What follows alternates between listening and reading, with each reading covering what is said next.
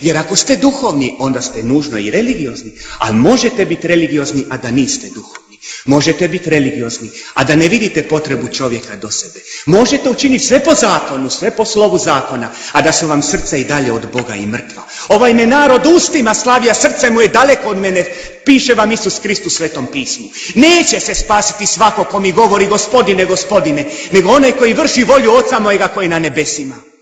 To. Ako ima i jedno tužno srce, jedno neispunjeno srce, ako ima i jedna osoba koja je sama, koja je u potrebi da vi to ne vidite u vašoj sredini, Boga ne vidite onda do sebe. Uzalud onda sve ovo.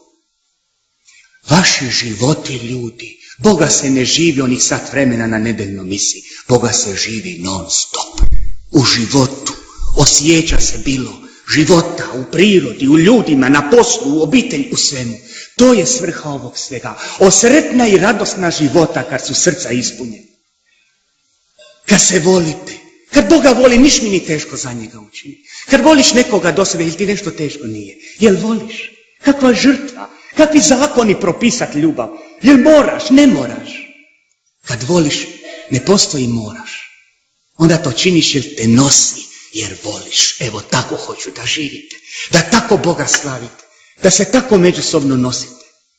To ljudi moji, to. Možete biti religiozni, a da ne vidite potrebu čovjeka do sebe. Možete učiniti sve po zakonu, sve po slovu zakona, a da se vam srce i dalje od Boga i mrtva. Ovaj me narod ustima slavi, a srce mu je daleko od mene, piše vam Isus Krist u Svetom pismu. Neće se spasiti svako ko mi govori Gospodine, Gospodine, nego onaj koji vrši volju Oca mojega koji je na nebesima. To. Ako ima i jedno tužno srce, jedno neispunjeno srce, ako ima i jedna osoba koja je sama, koja je u potrebi da vi to ne vidite u vašoj sredini, Boga ne vidite onda dosta. Uzalud onda sve ovo. Vaši životi, ljudi, Boga se ne živi onih sat vremena na nebeljnoj misiji. Boga se živi non stop. U životu. Osjeća se bilo. Života u prirodi, u ljudima, na poslu, u obitelji, u svemu. To je svrha ovog svega. Osretna i radosna života kad su srca ispunjena. Kad se volite. Kad Boga voli, niš mi nije teško za njega. Kad voliš nekoga do sebe, ti nešto teško nije. Jel voliš? Kakva žrtva? Kakvi zakoni propisati ljubav? Jel moraš? Ne moraš. Kad voliš, ne postoji moraš. Onda to činiš jer te nosi, jer voliš. Evo tako hoću da živite.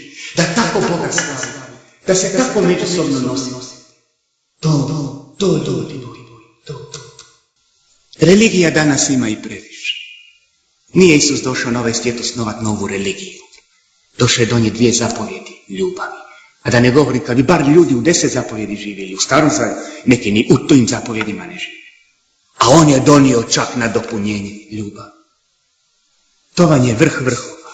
To je kraj. Ma je moć doći do toga da možeš reći do kraja, ja sad volim.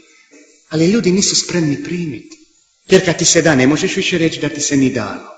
Kome se više da, od njega se više i traži.